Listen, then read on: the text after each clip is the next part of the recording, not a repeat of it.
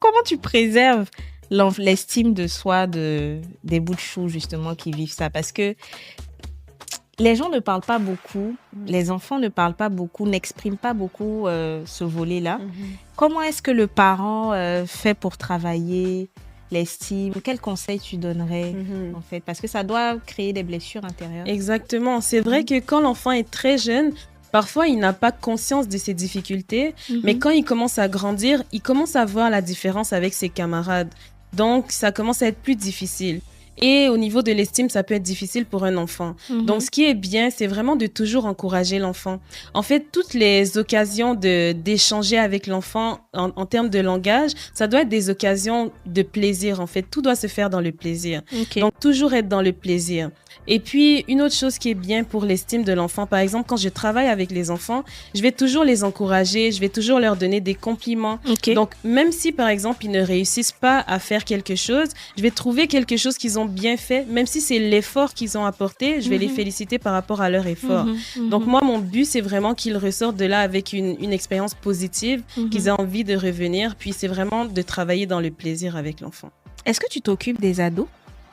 Je vois moins d'ados, mais ça m'est déjà arrivé, oui. Ça arrive à des ados d'avoir des retards comme ça de locution? Oui, effectivement, parce qu'il y a différents troubles.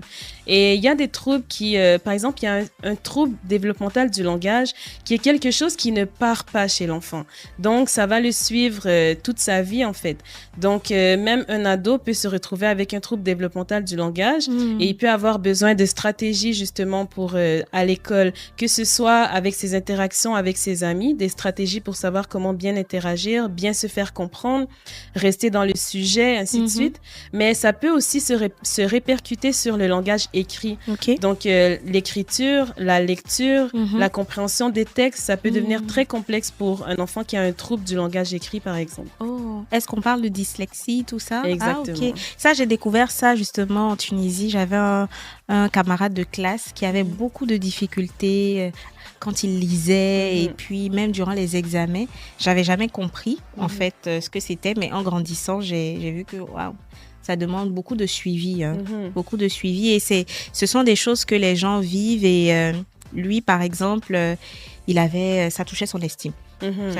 Ça touchait son estime en classe, il avait honte. C'est ça. Et tout, et puis était tétanisé là quand il fallait lire ou bien quand il fallait prendre la parole. Ok. Du coup, j'aime beaucoup, c'est très instructif. Aujourd'hui, on est sur une émission où on apprend, d'accord? Et vous voyez, les FDG, là, elles sont intelligentes, elles sont outillées. Il y a tellement de